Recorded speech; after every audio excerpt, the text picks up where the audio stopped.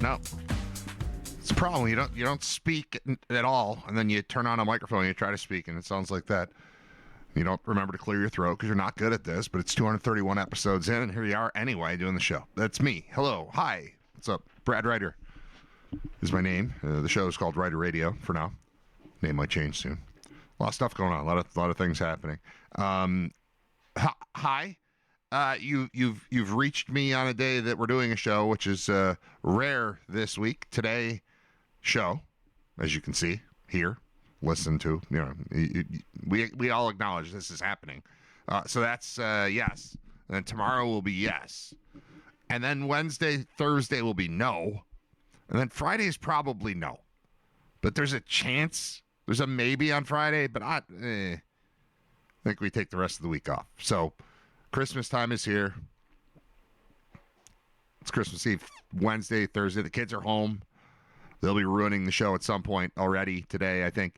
I do not intend to have them on today. I do intend to have them on tomorrow. We'll probably do something trivia related with the kids who will be here. They're leaving soon. They're getting picked up by my parents to go to a movie. But then we got to get them back in time for baseball practice. Because baseball was supposed to be Thursday. It's every Thursday night. And we're not going to have, shockingly, we're not going to have practice on Christmas. There won't be an indoor baseball practice on Christmas. My guess is it's because the facility is closed. So I think given the option, the coaching staff and also the kids would have chosen, it's Thursday. We practice on Thursdays. Sorry to everyone who's planning on a Yuletide meal, but we'll be taking some BP on a Thursday. But that's not happening. So there's practice today. But so the kids aren't even available to be on the show. That we'll hear. I think they're getting picked up at 10:30, and it's 10:15 right now. So I feel like there's a decent chance that you, as a viewer/listener, will get to hear a bit of the chaos that takes place when the children are ready to leave, because they're never all ready at the same time. There's always somebody who's a problem. There's always somebody who's got to put on different shirts and shoes, and no, it's winter, you can't wear shorts, like that kind of stuff. That's all going to happen over the course of the next 15 to 20 minutes. I've got headphones on, but I also have a microphone on. It all happens up there. I'm in the basement, but all the action happens right there. The front door is right there, and all the activity happens right there. That's the living room is directly above me. Actually, that's the dining room. Living room's over there. It doesn't matter. You don't need this. You don't need a schematic on my house. What are you going to do? What are you trying to do? All right. So I watched the Bills game, which was fine. I enjoyed the final score, which is really all I'm looking for at this time of year. There were several fantastic football games over the course of the weekend, starting with the Thursday game, which we already talked about on Friday. But the Thursday game was amazing. The Saturday night game was amazing. Last night's game was really a good game. What I was looking for, we'll get to the Bills. Scott Wilson will be on. We'll talk about all the stuff. But I got a few different things I want to kick around here. I found myself last night knowing full well that the game, if the Patriots lost last night, all it really meant was that the Bills had the ability to lose to the Eagles and still be in the same position as far as the AFC East is concerned. That's all it meant. And my plan is to have the Bills not lose to the Eagles or the Jets. Just go beat a couple of teams and put yourself in the best position. And if either the Jets or the Dolphins can take care of New England, the Bills can win the division. So it didn't, from a standings standpoint, at least in my mind, really matter last night what happened. But I wanted to see the Patriots just, I like the idea of them being knocked down a rung a little bit. I want them to recognize it's not their year or something. I don't know that a loss to Baltimore would have done that. But But I felt pretty good watching that game. And I typically, by Sunday Night Football, if the Bills are not involved in it, I'm out of interest. Like, I've taken in enough. And last night I watched almost the whole game. I watched the whole first half. Then I came downstairs to do some wrapping of presents and didn't turn it on because I knew it was on upstairs and was like, I'll get back up there as soon as I'm done with these. And I got back up. So I missed like 10 minutes, 8 minutes or something of the third quarter. But I saw the rest of the game. And Drake May's very good. He's a good player. That's a good team. I will say, even after watching them a couple weeks in a row now, when the defense was introduced for New England, I recognized almost none of the names, which doesn't mean anything. Me knowing their names doesn't make them good or bad. But I was still kind of, every time a tackle is made, I don't know who that guy is. And that helps me a little bit. Like, there's nothing there that I'm fearing. There's no, even most recent versions of the team, like Matthew Judon, who is on the Bills practice squad now. Like, that was a name. I was like, oh, he's here. Look out. Obviously, if he was available to sign to the Bills practice squad this week, he's not the player he used to be. That's okay. But I am cautiously is the word. Cautiously not afraid of the Patriots. I don't know what the word is. I guess cautiously optimistic that the Bills can handle that team. I think that they're growing into something. I think that they're worth being concerned with in the near future. And I think they're going to put up a fight anytime you play them. I think they're very well coached, and they've got a belief in themselves. I also think that the Bills gave them a little bit of a reminder, that that's Josh Allen over there. So it's cool, whatever it is that you're trying to do, but we still kind of got you here. And that's where I land after this weekend. On to the Bills game itself. It seems to me that heading into the playoffs, heading into bad weather games, whether they're played in Buffalo or not, a large portion of December and January football will be played outdoors in places where it might be windy and snowy and cold and blah, blah, blah. The idea that you've got the best player in the league, which I don't even know who you would possibly make a case for. Talk about MVP all you want. Who's going to win it? Who deserves it this year? What does most valuable player mean? All that stuff. You can do that. The best player in the league plays for the Bills, and he primarily is a thrower of the football, and he plays on a team that's the best running team in the NFL. So that seems like a positive. I'm not in love with the defense. How could you be? But if it comes down to a situation where you need to chew clock, you need to move the ball, you need to pick up a first down, like that's the Bills are good at it. They're real good at it. They're the best at it. Their running back, I don't remember ever. I guess maybe C.J. Spiller was there was a brief moment when we most often saw him touching the ball, and anytime he touched it, there was a chance he was gone. That's a nice feeling. And Thurman Thomas didn't have a ton of, and I should probably have looked this up before saying it out loud, but like, he wasn't breakaway back. He looks like you're getting 2, but gets 14. Looks like you're getting 6, but gets 21. But like, kind of gets, caught from behind. He's great. Hall of Fame. Well deserved. But there wasn't the breakaway scariness in the ground game back then, when it was kind of a similar thing. If you ask anyone from that team, anyone from that coaching staff,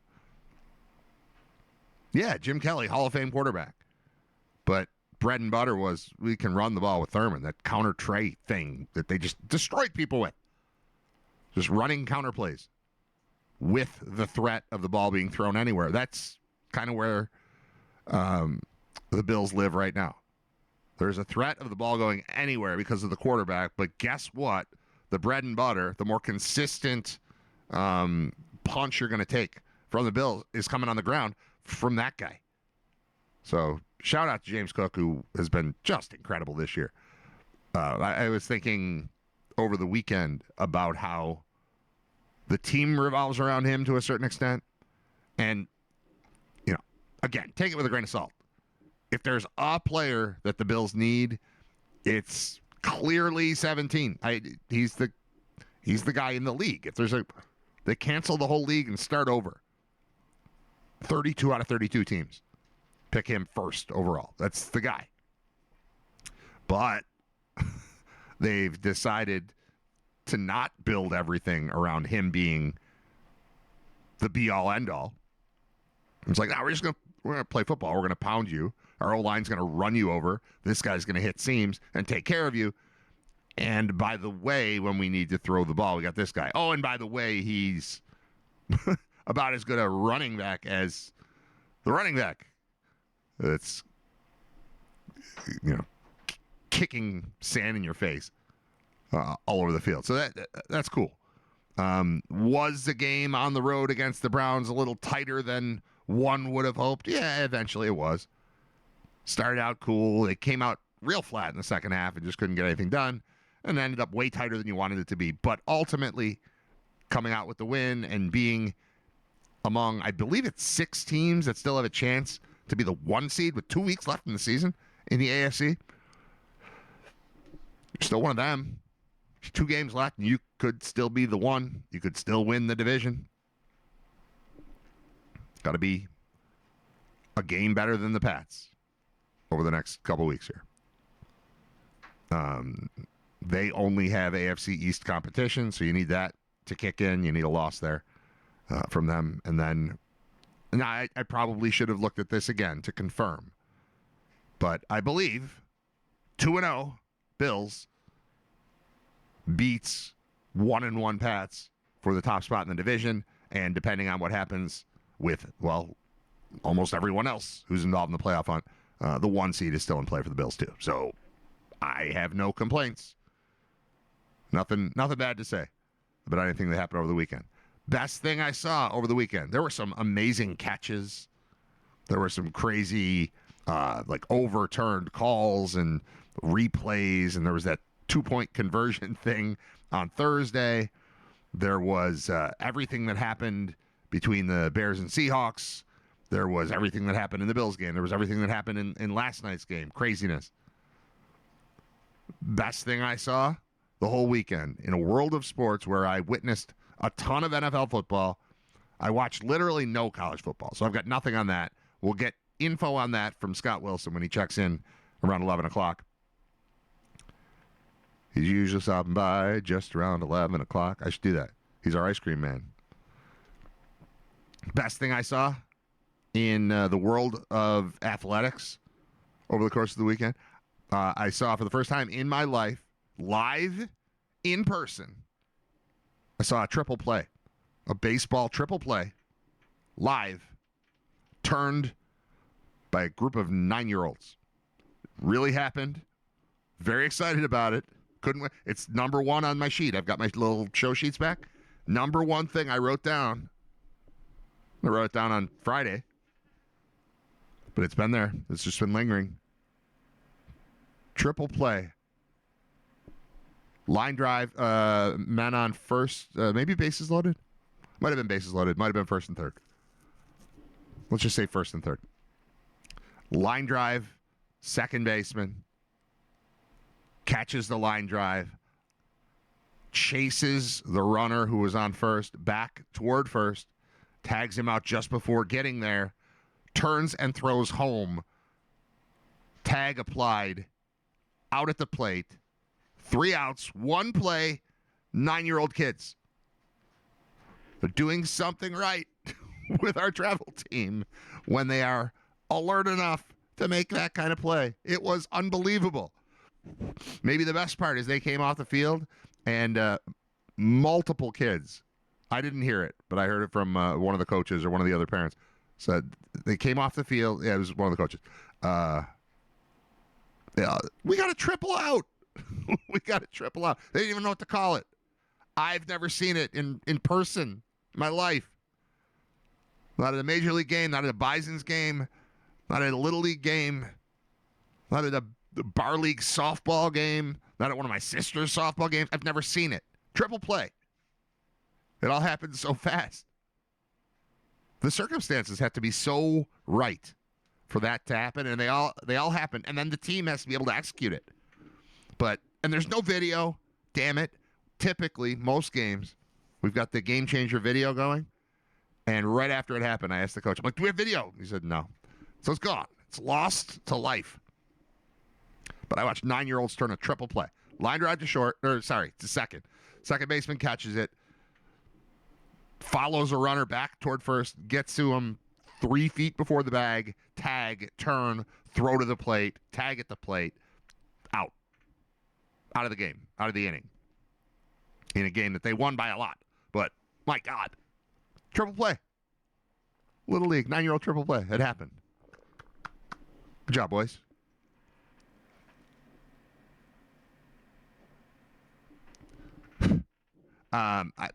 I try not to dwell on the technological issues and malfunctions that take place here, but today is it's a whole different vibe for me because one of my monitors stopped working and I didn't get around to replacing it over the course of the weekend.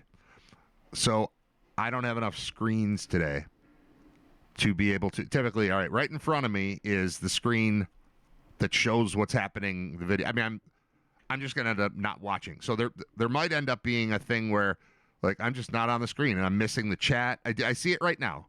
Let's see. We've got the Niagara Grit, who seems to be Arbo. I think Arbo changed his name. Says it's a great day to be a Buffalo sports fan. That's true.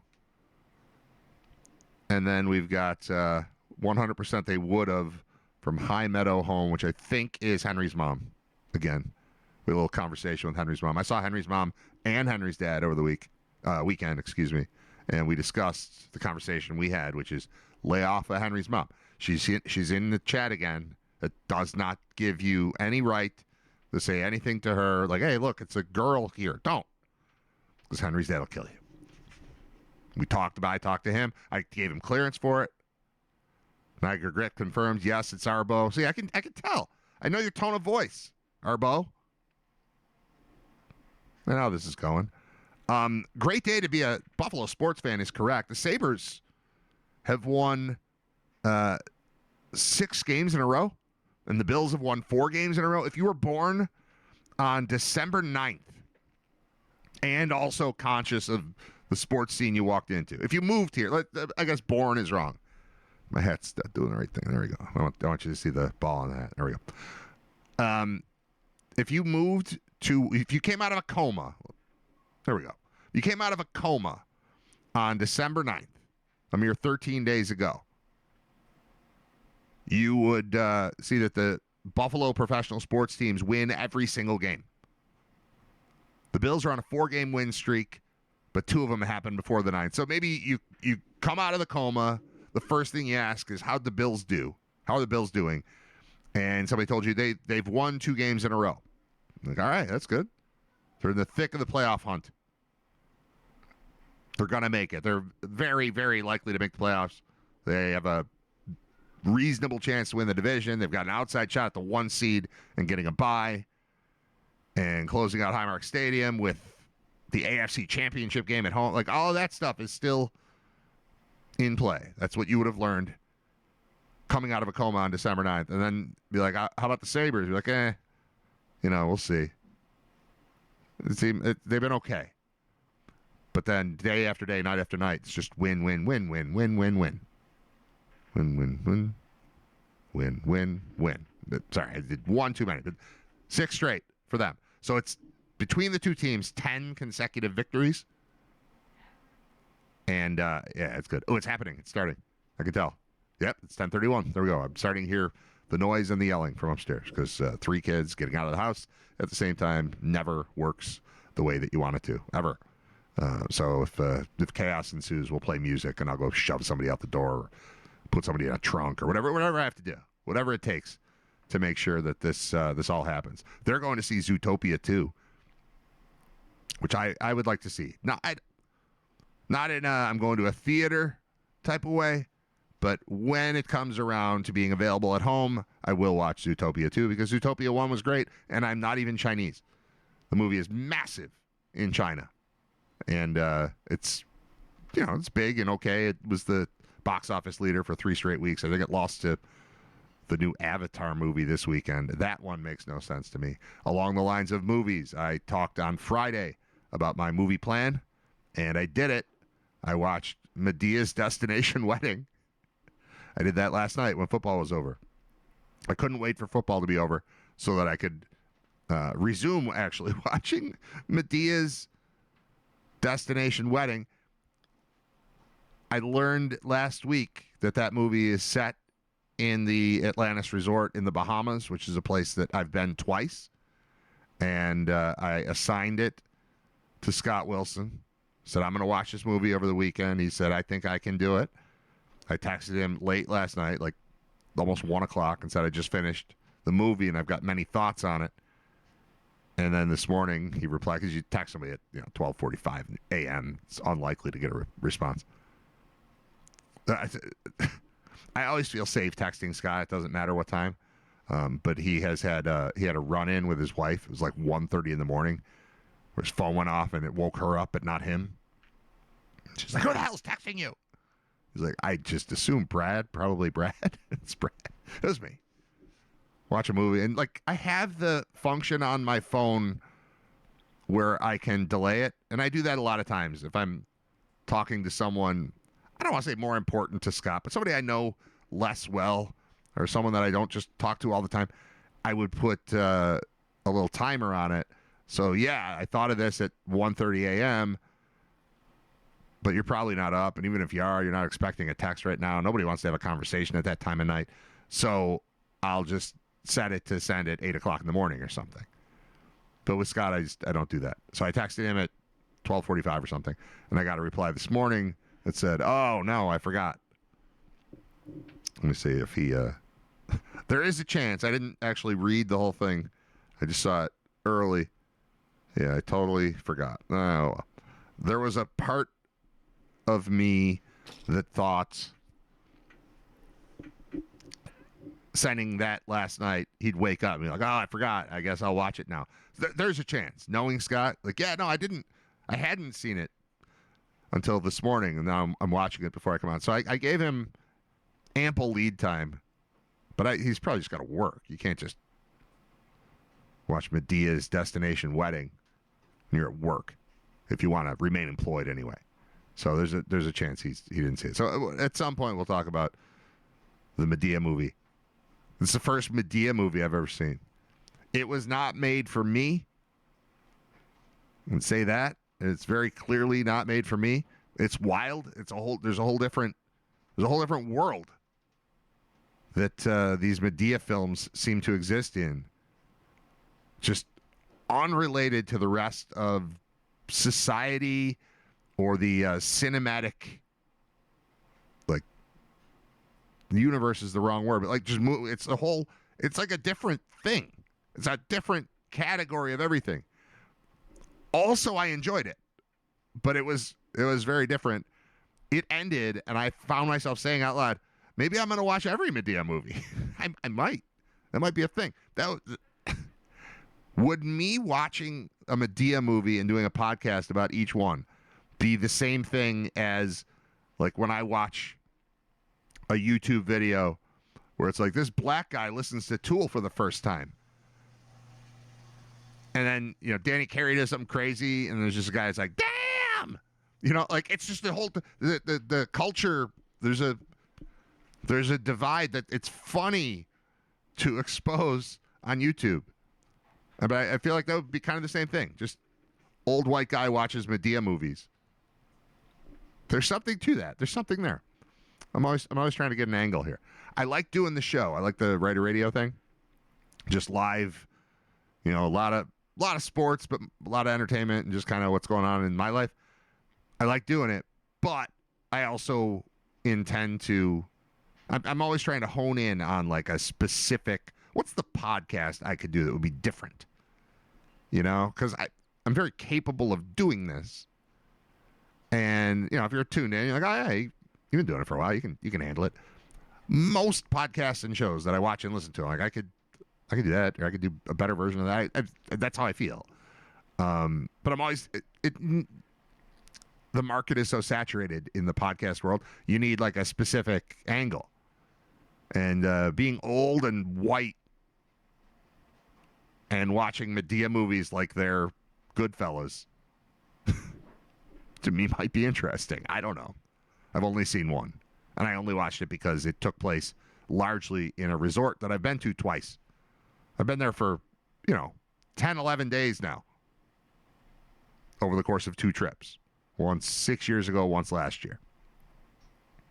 I also, over the weekend, kept getting things in my feed from previous bowl games. And it reminded me that this sucks that the Bulls only won 5 times this year and now a bunch of players are going to transfer. Like, ugh, we could be somewhere. Now, had they just won on the final day, pretty sure we would have been playing a 1 p.m. game in Detroit the day after Christmas.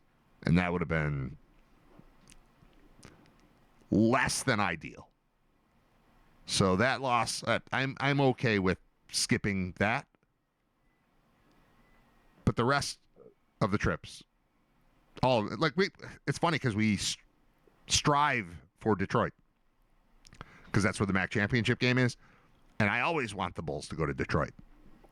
But like first weekend in December is when I'd like to go because then you're playing for a trophy. As opposed to, well, I mean, I guess you get a trophy for winning a bowl game too, but not the same thing. Championship, Detroit, cool. Bowl game, Detroit, bottom rung. Like we're going to a bowl game. Where are you going? Detroit. When? Day after Christmas. Ugh. What time? 1. So you can't go that day? Now. No, you'd have to leave Buffalo on Christmas to go to Detroit. But it's sad. And there was a line in the Tyler Perry movie, in the Medea's, it's called Medea's Destination Wedding, where there actually was a reference to, oh, I know what it was. Medea, who's played by Tyler Perry as, I guess she's supposed to be in her 80s. She's like the matriarch of the family. I think you're supposed to watch them all, not just one of them. You're not supposed to jump in to the 14th Medea movie first. But I never knew what it was or who she was or what the story. I mean, obviously, it's a dude playing a woman, and she's got gray hair, so she's not young. But she's like the matriarch of the family, I think. Still not 100% clear after watching all of Medea's Destination Wedding. But there's a part where she's in the airport. They live in Atlanta, and she's in the airport, and they're heading to the plane. They're in the terminal, and they're heading to the plane because they're going to get on the plane. And Medea's bragging to people that she's going to the Bahamas, which is not crazy. I really, honestly, going to the Bahamas is in first place. But second place for what makes that cool is telling people you're about to go to the Bahamas, especially when it's snowing. God, I got to go to work. Where do you have to go? Nassau. The Atlantis Resort, also known as Paradise. I'm going to go there, and, it sucks because we have to go 4 days early. And there's, like, nothing to do except eat, drink, golf, record podcasts, wear Hawaiian shirts. There's not, that's the best part. It's the second best. The best part's going. The second best part is telling people you're going. Telling you people you went is third, but telling them you're going is better. And Medea, wisely, knows that it's fun to talk about that. So they're in the airport, and she says, where are you going? I'm going to the Bahamas. I'm going to the Bahamas. Where are you going? Like Alabama? And that reminded me of, like, Bahamas Bowl versus Camellia Bowl. Bahamas Bowl versus Dollar General Bowl. We've been to Alabama a bunch. I think it's been 3 Alabama bowl games, 2 Camellias. It might be 4. It might be 2 Camellia Bowls and 1 Dollar General Bowl and 1 whatever else they called the Dollar General Bowl in Mobile. But like 2 Montgomery Alabamas, 2 Mobile Alabamas. I'd have to look, but it sounds right. And a couple of those we didn't make, one because of a snowstorm, one because of COVID, or I don't know. But bowl game, super fun. You want to hear Bahamas attached to it. Boise's cool. They're all cool. But I would say in last place would be Detroit day after Christmas. And like I wanted to jump into the conversation that Medea was having with people in the airport about Alabama. Like Alabama's fine. It's if you're going to Detroit, it's a problem. But they weren't talking about bowl games. They were talking about the the destination wedding. It's a whole different life. Message from Ben, who says, I rewatched all of Star Trek The New Generation because there was a good podcast which went along with each episode. If you're going to podcast Medea movies, I'd watch them to follow along. See, that's what I'm saying. I don't think it's crazy. We're going to have to go sequential. I'm going to have to let's find out. Let's find out right now what the situation is with Medea. Prize-winning Powerball ticket sold in Western New York. The lottery announced the third prize-winning ticket worth $50,000 was sold at Tops on Elmwood Avenue in Buffalo. All right. Well, congratulations to someone who shops at Tops for your $50,000 win. I got to say, $50,000 sounds great. But knowing that the Powerball jackpot has just climbed to $1.6 billion, $1.6 billion for Powerball, and then seeing, hey, there's a winner in Buffalo. I thought we had a new Pagula. And really, we just have a new, I don't know, somebody's going on a trip and paying off a credit card and calling it a day. So it's cool. It's, would I like to win $50,000? Yes. But when you hear Powerball and winner in the same sentence, it sounds larger than $50,000. Like a lot larger. The Bills have not clinched a playoff spot. They could do so tonight if the Niners beat the Phillip Rivers-led Indianapolis Colts. That game is in Indy. I had that wrong yesterday. I don't know why I'm telling you this. I in my head, it was in San Francisco. It's in Indy.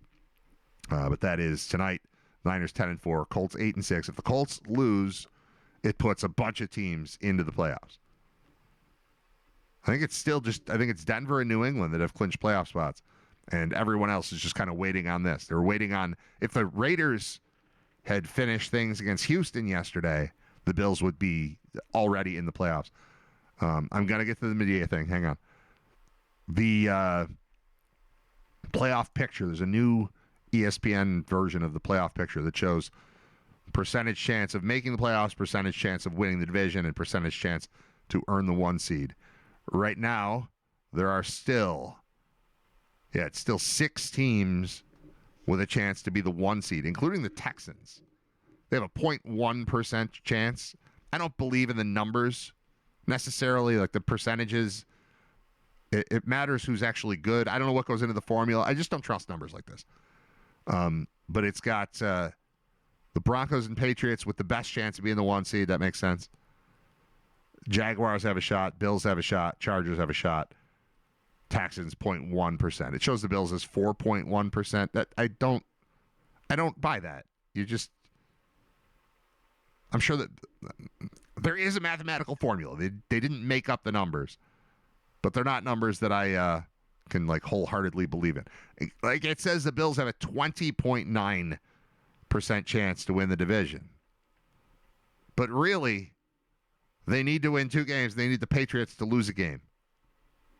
That's better than, they need to be a game better than the Patriots over the next 2. And that would absolutely have to include a win over the Jets. A loss last night by the Pats, all it really would have done is made it so the Bills could lose to the Eagles and still win the division. That didn't happen. So now the Bills definitely need to go 2-0 to get the division. And the Patriots need to lose one of their games. And then the Bills just get the division. That's cool. And then you look at the Broncos who have the same record. You need them to lose one of their two to move ahead of them. I'm sorry, they might need to lose both. So for some reason on this chart it shows percentages, but it doesn't show wins and losses. They might need to lose both. So I'm not planning on the 1 seed. But they're alive for the 1 seed. All right, Medea. Let's see what's going on with Medea. What time is it? 10:47. All right, we're good. Let's get off of the Sabre. I'm not going to do the Sabres anymore. But yeah, 6 straight wins for the Sabres. They beat Edmonton in overtime. They beat Vancouver 3-2. They beat Seattle 3-1. That doesn't even sound like a hockey game. They beat Philly 5-3. They won in a shootout against the Islanders on Saturday. And then they won again yesterday, 17-4-4. We're going to click on standings again, see if anything's changed. It seems like 6 straight wins should put you, when you're already a 500-ish team, 6 straight wins should put you into a better spot. Hey, they're not in last place in the conference. Cool.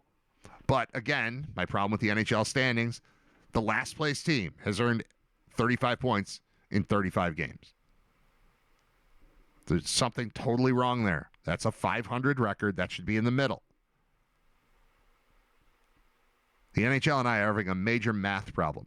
But the Sabres are now 17-14-4. So from a points percentage standpoint, they're 3 games above 500. And it shows with 38 points in 35 games. That shouldn't be at the bottom of the league. Or the bottom of the division or the conference, whatever you want to say. There has become a clearer delineation between the Sabres and the bottom of the conference, which is Columbus at 34 points. So you got a 4-point gap there. Sabres are at 38, and they're ahead of the Leafs, who are at 35 in the conference. But that's it. I mean, if you just switch it to conference standings, they're going to be third to last, despite being 17-14. And then 4 overtime losses, which are essentially ties, but they're not because you lost. So it's, I don't know. They're doing it wrong. You need 3-point wins in the NHL. Badly need them. Okay, I'm done with hockey for the day. We're done with that. I'll leave this Bills thing open because we'll probably get to that with Scott. And now we're going to look up Medea movies. Medea movies in order. All right, let's see. I think Diary of a Mad Black Woman is first. That's what I know of her. Yeah, it's 2005. All right, so we've got 20 years of these things. But I think it's time. I think it's time to break down. I learned last night that Medea is not her name. Her name is Mabel Earlene Simmons. And she's, well, how is she described? A tough, street-smart, elderly African-American woman. Medea is based on Perry's mother and his aunt. Exactly the PG version of my mother and my aunt, and I loved having an opportunity to pay homage to them. She would beat the hell out of you, but make sure the ambulance got there in time to make sure they could set your arm back because the love was there inside all of it. The Medea films and plays are comedy and plays. Or plays, or Medea plays. But all contain serious themes and are intended to deliver moral messages about issues such as infidelity, spousal abuse, and the consequences of one's actions. The character also appeared in sketches on The Tonight Show starring Jimmy Fallon. All right. I just want a list of the movies in order. Where's the list of the movies? Films. Here we go. All right. We've got 5, 6, 7, 8, 9, 10, 11, 12, 14. 14, well, one of them's upcoming. So 13 movies, one of which I've seen. I'm not going to go backward. I watched the last one first. I think I got to start 20 years ago with Diary of a Mad Black Woman. That's 2005. In 2006, we had Medea's Family Reunion. In 2008, he's got a cameo in Meet the Browns. I don't want that. I want the Medea movies. Meet the Browns. Who are the Browns? Oh, wait. There's a guy named Brown. The one I watched last night. I wonder if that's them. But he only has a cameo, so I'm not really sure. We'll see. That might be like a very special episode. Mad Black Woman, Medea's family reunion. Medea goes to jail. I Can Do Bad All By Myself. Medea's Big Happy Family. Medea's Witness Protection. A Medea Christmas. Oh, I might have to watch that one next. Boo. A Medea Halloween. Boo 2. A Medea Halloween.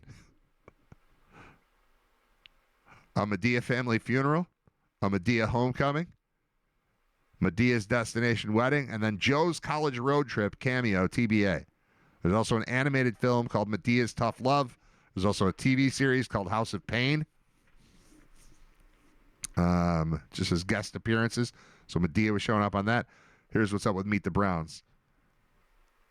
Mabel is said to be the mother of Cora Simmons as a result of a one-night stand with the show's lead character, Mr. Leroy Brown.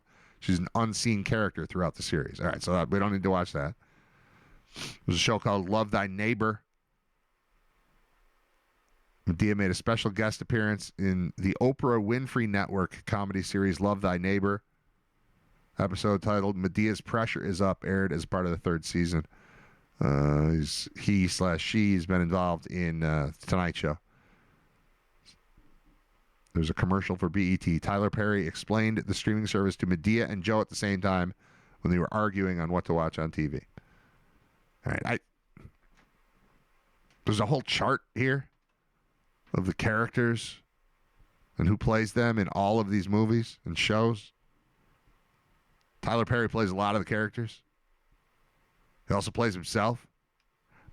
I'm pretty sure the only thing I'd ever seen Tyler Perry in prior to watching Medea's Destination Wedding last night was Don't Look Up, which was a Netflix movie like 3-4 years ago that I thought was awesome. And I thought Tyler Perry was really good in that. I was like, I don't hate this guy at all. But I'm very turned off by, I've talked about this, like the things I can't watch, like In Living Color. I could never watch In Living Color because the images I got from it were of hideous, like Jim Carrey as the fireman Bill, or whatever that was. And like his face, I didn't like his face. And then also Jamie Foxx as a woman. I couldn't take it. And then I see these movies made by Tyler Perry where he's dressed as an old lady. He's a 30-something-year-old man at the time, I would think. Maybe younger. How old is he? But dressed as an old lady, and I just I don't want to watch that. It just looks terrible. Stupid. But I watched. I think I can watch these movies. And I wouldn't have thought I'm going to move Medea to the top of my list of things I got to get through. Like, it should, if you know me at all, it should go behind Better Call Saul, for example. I just haven't gotten around to watching it. But it's such a commitment. But we're talking about 13 movies. I could do a whole thing. I think that's right. I think a podcast about Medea movies hosted by a middle-aged white guy. I think that's the right move for me. It's just like the black dude listening to Tool. It's the same thing. That works on YouTube. I don't know what kind of numbers he does, but I'm interested. Like, well, this is a fish out of water kind of story. Those movies aren't made for me. I'm going to watch them anyway and tell you what I think. I don't know. Maybe. It's just a maybe. All right, we're going to take a break, and Scott Wilson will join me in just a couple minutes. He didn't watch the Medea movie because he's a jerk, but he will. We'll get to it.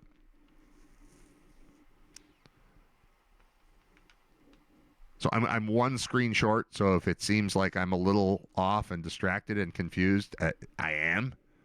It's true.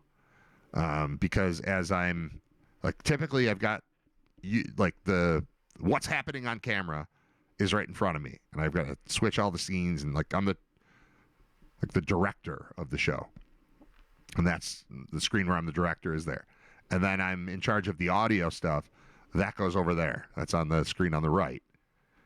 That's Spotify, and it's the little video, the full page of Spotify that I can control, and then the little square of Spotify that shows up on the screen when I'm playing the music, like that's over there. And then I've got a screen right here, and that's where I can read stuff from. Except that screen just stopped working. And I tried multiple times over the weekend to revive it, and it's kind of recognized by the computer, but it's kind of not recognized by the computer. And it's a pretty old monitor. I think it just died. I think it's just shot. There's also a chance it's just an HDMI cable, and I swap it out and everything's fine. I haven't tried that yet. I'm realizing now. Also, I could just buy a new monitor. I kind of want two more. I need more screens in front of me, honestly. It's ridiculous, but it's true.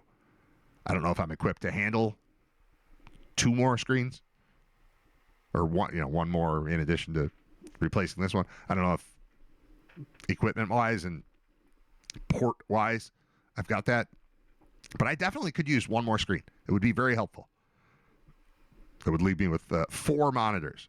But if you've ever been in like a control room of a TV station or like the control room at Alumni Arena at UB, there's a million monitors, ton of screens. You need them to try to do this thing right. They have a ton of people. I only have me, but I need more space. I need more space to click things. So what you will notice today will be like little 2 or 3 second delays of silence as I'm moving stuff around because I don't have the space to put everything I need to do a show. This is more complicated than it seems. The fact that I've pulled off 231 episodes of this is a minor miracle. You should be proud of me. You should be impressed, even if you think the show sucks.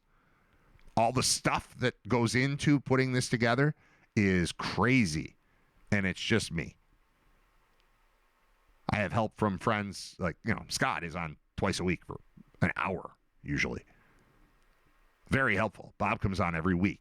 It's awesome. But from like a technical standpoint, this is a minor miracle that I've been able to pull off 231 episodes of this without the whole thing just breaking. And little pieces break all the time. But we've still gotten through 231 episodes, which is unbelievable, honestly. I'm wearing a Santa hat today. You may have noticed it. It's the red and white thing on my head. This is not a Santa. This is a Bill shirt. But it fit. I had the red shirt on. I was like, oh, the hat. Let's put the hat on. I wore the hat out. I wore the hat to the Little League indoor game the other day where I saw the triple play. Then also found myself, for the first time ever, I believe, in danger of being thrown out of a game for my mouth. But I was frustrated on behalf of everyone who was there. And the umpire doesn't... You got to be loud. You have to speak up. If you're just loud... If you are a terrible ump, but you're loud, there's not much anyone can say. If you're decisive and everyone knows what's going on in the game, you've done 98% of your job. And when you don't do that, like when every pitch, somebody's got to ask, is that a ball or a strike?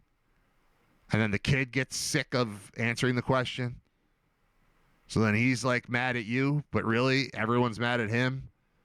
And then he makes a horrible call that was, atrocious. I couldn't shut up. So sorry to that kid. Be better. Like, learn the game, learn the role of you. Because I don't apologize for that. The next time I walk into a game and that same kid is the I'm like, well, this is gonna suck. Like, we know that. What do we do about that? Like, it's not my league. If it was my league, the one where I'm on the board, we would do something about that umpire and his inability to effectively communicate with the people who are there to play and watch the game. We would do something about it. I don't have any ability to do that at this place. It's not our league. It's not our... We don't have... I don't employ him. We don't employ him. So there's nothing I can do. So, I think I stand by what I said. I should have been quieter. But I didn't get thrown out. That was good. I almost threw myself out. Oh, and I did this while wearing a Santa hat. So now I'm the jerk on the side complaining loudly about the umpire.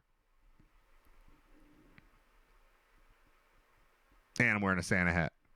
And I was like, man, you gotta go one way or the other.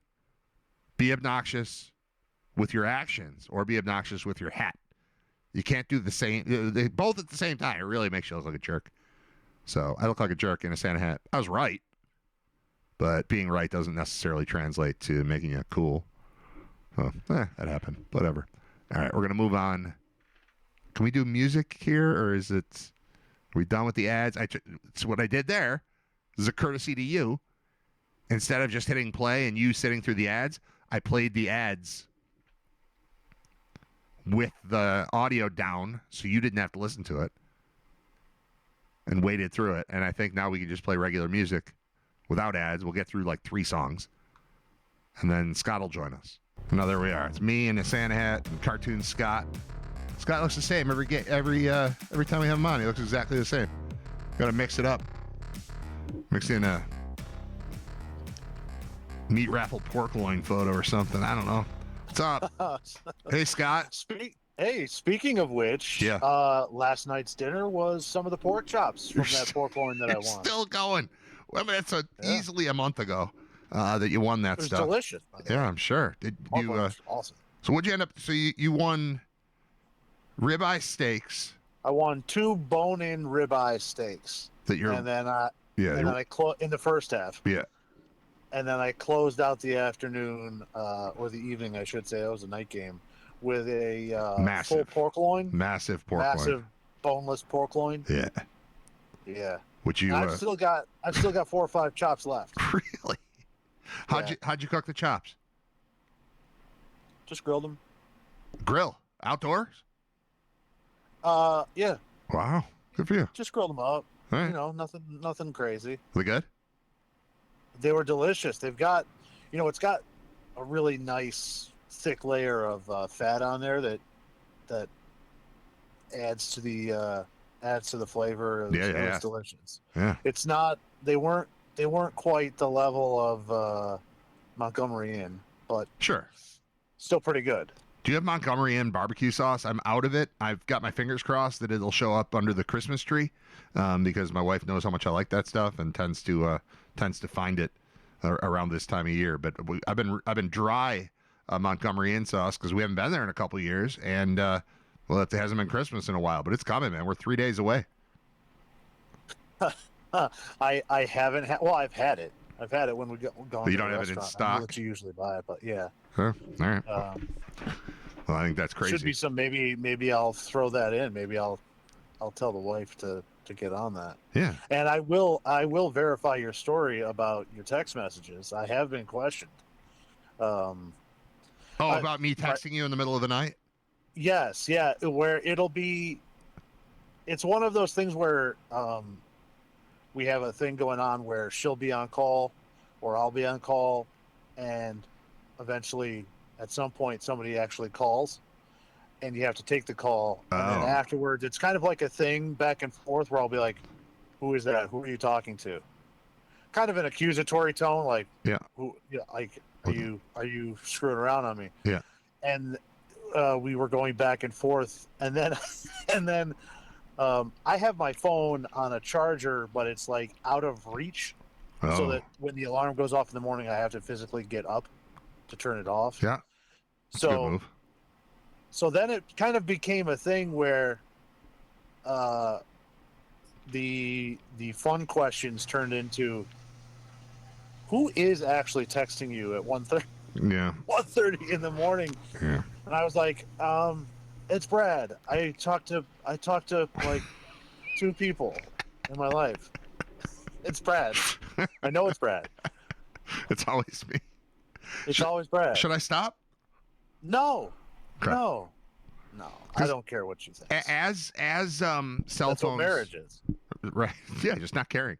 As cell phones became like a major part of our lives, I remember having a conversation with Jeremy White where we established the rules for cell phones, and the rules we decided there are no rules, because it's not like making a phone ring in somebody's house, like at my parents' house. Like when the phone rings, they have an extra ringer that my dad rigged up that's in the basement, and it's super loud because at the time he set it up, he was, he does a lot of like woodworking, and so he's in the basement with like a table saw running or a router or whatever.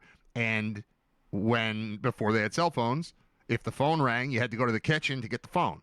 And he wouldn't hear it if he was downstairs doing his stuff. So they set up a ringer. So now when we're at my parents' house, you hear not only the phone ringing on the wall in the kitchen, but there's like a hardcore bell thing in the basement. You feel it. Like you feel the floor of the living room vibrate. I'm not doing that. I'm calling a cell phone that everyone has the ability to either put on silent or put on vibrate or turn off completely or whatever. So if your phone is on, you get my message when I send it to you. I'm not calling you at 1:30 in the morning. I'm just sending you the thing that I'm thinking about, which is last night was that I had finished watching Medea's Destination Wedding. Said it in the yeah, I watched the Medea. Dude, there was. I can't wait for you to see it. You forgot and didn't watch it, and that's okay because you're gonna watch it. It's a lot of football. There's so more much football than I anticipated. Honestly, when I watched, I started it during the night game last night. When it got to halftime, I had gifts to wrap, which I did in the basement. And while wrapping gifts, I turned on the movie because it was halftime of the game and wrapped gifts. And then I ended up, it probably took me half an hour to wrap the gifts. So I missed the beginning of the third quarter. But what I got to do is watch the entire part of the movie before they go to the Bahamas while wrapping gifts. And then I stopped it. Then I went upstairs. I watched the rest of the football game. And then when I was done, I said to my wife, all right, I'm going to go downstairs and watch Medea's Destination Wedding because they're about to get to Paradise. They're heading to the Atlantis Resort. There are a couple of things that I'm going to tell you about it. I know we will have a full conversation about it very soon. But one, where do you think Medea stays? I think she probably stays in what's the Michael Jackson suite.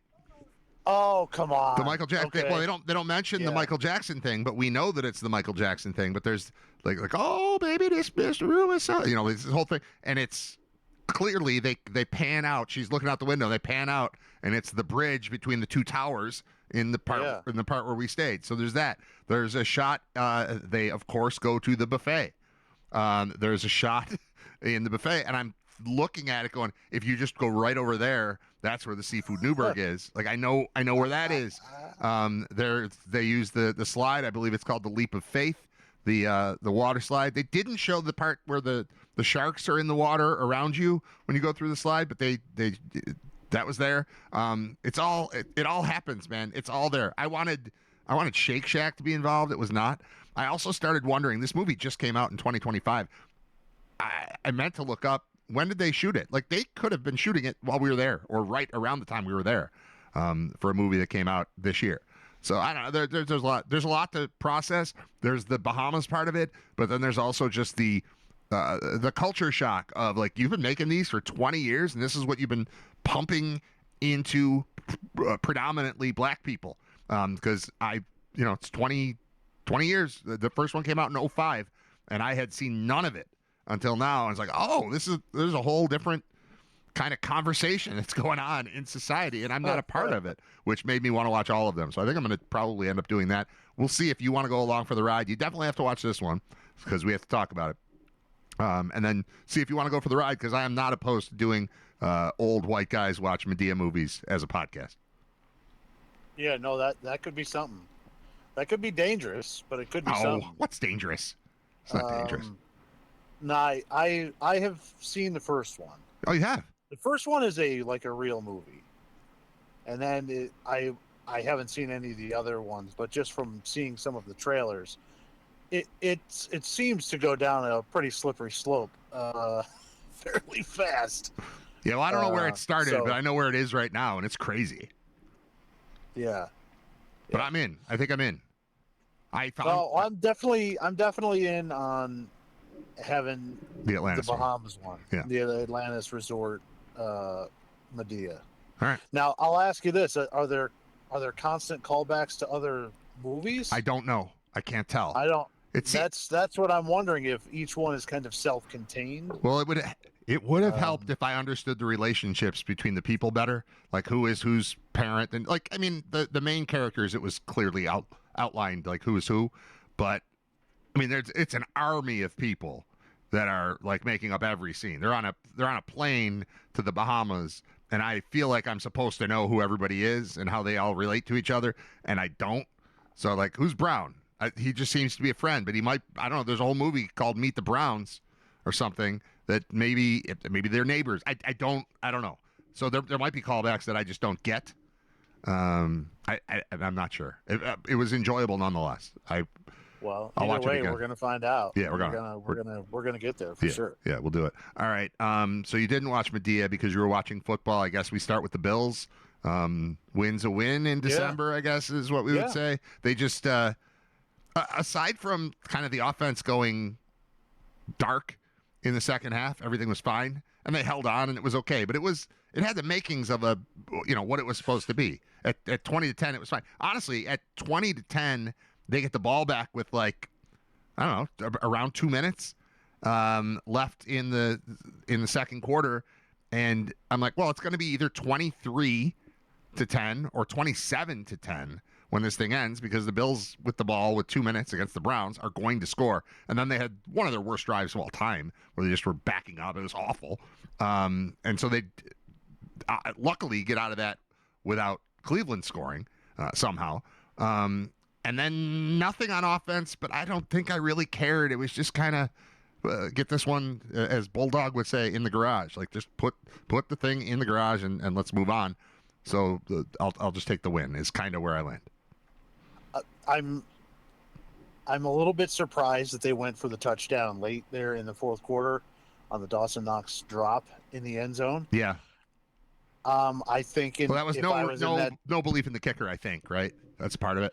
Well, yeah, but they were at a decent range where you should feel okay. I mean, you did sign him. He does do this professionally. He hasn't been great. Yeah, he was available, but yeah. I think to go up 6 at that point was probably the smarter play.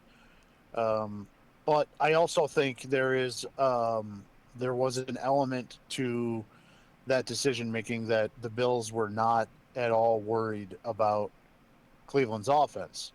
Now you're setting yourself up, because if somebody slips down, right, completely out of the, something fluky happens and you end up with a big play on you. Now you're in trouble. But like you said, win is a win. It was good to see the defense look the last 2-3 drives how I kind of expected them to look against a team in Cleveland that's one of the worst in the leagues. With I know that it's a famous name, but it's still a third string quarterback. Yeah. And I don't know, there was a lot of stuff defensively that I wasn't really a fan of, and makes me kind of again think long term of how this projects to the postseason, because that's where they're going here. Yeah. And it's still not stopping the run. And again, in the first half, mostly, they're lucky they got 2 like tip ball picks. They weren't doing much defensively outside of those 2 plays. They were playing so deep zone coverage, especially early. There is no one on the team for the Cleveland Browns that should threaten you deep. And there's no one that can get him the ball if there was. Right. And the quarterback's arm isn't really strong enough to really stretch the field like that, even if they had a deep threat. And they were just giving them these easy checkdowns that turned into just saying, hey, will you let us hand the ball off 3 yards behind the line of scrimmage and take the defensive line completely out of the game? And the Bills were more than willing to say, sure. And that was most of the first drives. Like, I mean, that's all it was. Again, they turned it around, but I just don't understand even going into the game with that type of approach. Like, let's try to step on their throat right away. And then, second half, again, they need to run the ball. That's what they do best. They don't have the horses on the outside. They've tried a bunch of stuff. They've tried to bring guys in. They're bringing back Hardman off the IR. Cooks. Josh can't catch the ball too, Yeah. and Cooks is frustrating. it's You can not see why working. he's been on so many teams. Right. I mean, Josh basically walked the ball down the field and set it in his hands 40 yards down the field there in the second half, and he still dropped it. The Dawson Knox play, he hit him in the hands. Like, what more is he supposed to Yeah. do? So, you know, again, it's a flawed team, but a flawed team that has won 4 in a row and is still finding ways to win and is still in the conversation. Almost, man, Baltimore, the AFC version of the Giants at this point, almost had the week that you and I have been talking about for 3 or 4 weeks now, which is, I still think that this is going to come back to you. They are a game out of the 1 seed, and Baltimore was up 10 points with 7 minutes to go and looked like they were about to be tied for the lead in the division. Yep. So I think everything is still very much on the table, and still a big opportunity here for the Bills. A big game against Philadelphia. This is not going to be an easy one, because the Eagles, I think, are going to be willing to come out and pound the football to try and firm up their spot in the playoffs. Yep. So this is going to be a tough one, but as far as this game is concerned, all right, they came out, they took care of business, they got a win. These traditionally, over the last couple of seasons, have been games that are close, and some of them have not gone to Bill's way. So to get this one a win and keep in contention for the division and keep in contention for the number 1 seed overall, albeit a distant chance, it's still there. And that's all I kind of take away from it. Yep. All right, this is done, and that's it. Yeah, that's fine. I thought the Thursday night game was the game of the year until I saw the Saturday night game. I don't know which I liked better, but what a fun weekend just of pro football. I didn't watch a second of college football yet in the playoff here, but pro football. I want your thoughts on college, obviously, in a moment. But did you see both? We already talked about the Thursday game because that we talk on Friday. But the Saturday night game was as interesting and fun as you could possibly imagine. It just what a whirlwind. And then you tap it off on Sunday with Lions. The Lions game got awfully interesting there at the end. Yeah. And then I thought the Sunday night was good. Yeah. No, it's been 10 fun. points down from the Patriots. They had to come back and win. And, Lamar Jackson hurt again is something to keep an eye on. He's breaking down here this year. So, well, and we talk about this a lot with when a guy whose primary tool is mobility, when that goes away at quarterback, what are you now? And like they said, he hasn't had a 20-yard run this season, and he still looks, I know, for the most he's on my part, fantasy team. That sucks. He, for the most part, looks the same as usual to me. But once they pointed out, I'm like, oh yeah, that's right. I haven't seen that. And then there was a play yesterday, and I bet you noticed this too, where he was.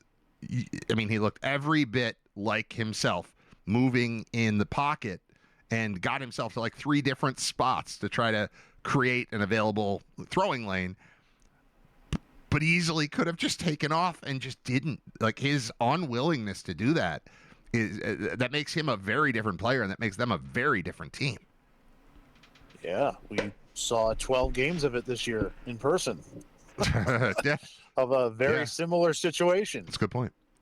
And it definitely changes the math on the whole team there. But yeah, a lot of really good games. Going over the top there for the touchdown to win in overtime was ballsy, but that's the same type of thing that he did in Detroit. So, Sure. He's been able to roll it over and carry that on there in Chicago, and the Bears, for the first time in a while, looking like an actual team. So I still don't think that they're quite there yet to be a real contender compared with some of the other experienced teams in the NFC. But it is a good story. I have no hatred or any other feelings towards the Chicago Bears. But it does feel a little bit more fun when they are relevant than as for when they're just kind of also in the league. So that's fun. I like the Bears. I like the Bears being relevant and having a say in things again. Yeah. Yeah, I'm with you on that. Seattle is better than I thought.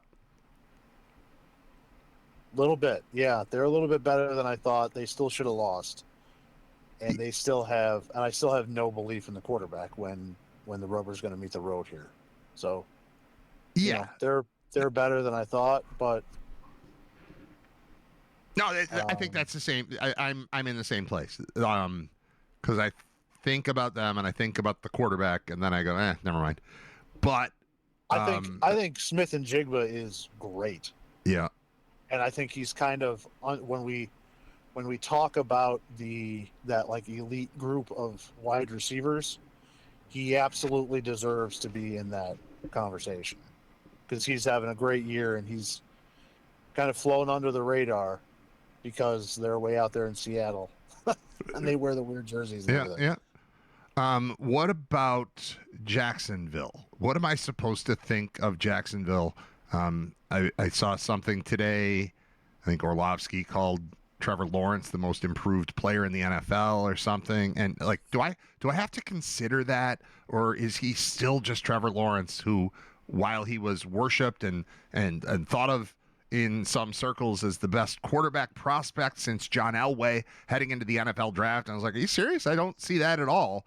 And it has held true for his entire career. And then I watch what's going on late in the season this year, and he looks legitimate, but I still don't believe in him kind of in the same Darnold way. Like, what do you think of that Jaguars team that won't go away? I think you have to take him seriously. You know, they've got enough weapons and they've got themselves kind of in a system and they kind of believe in themselves. So any of those types of teams are going to be dangerous, and that's a big win for them coming down the stretch to kind of validate for them what they're doing. For sure. So, I think that you have to take him serious. I think, well, the game comes on yesterday, the Broncos Jags. My wife comes into the room and says, the whole like, what game is this? And I say that. And as I say that, they show Trevor Lawrence. And she says, oh, this guy still has that long hair.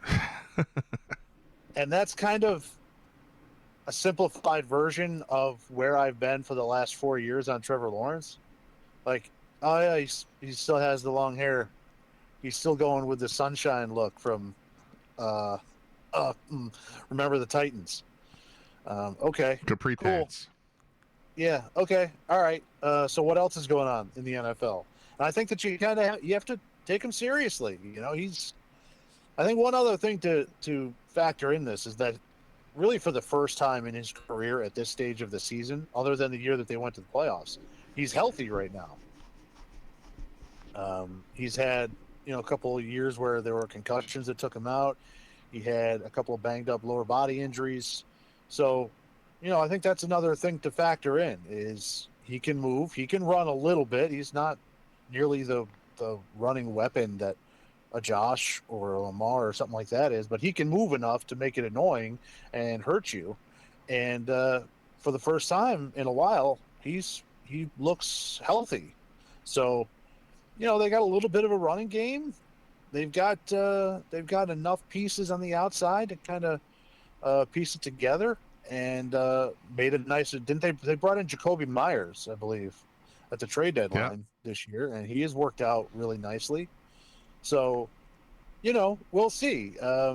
Again, I really like my chances if I'm in the AFC and I'm walking Josh Allen into the building against every other quarterback that we've talked about right now. Yeah.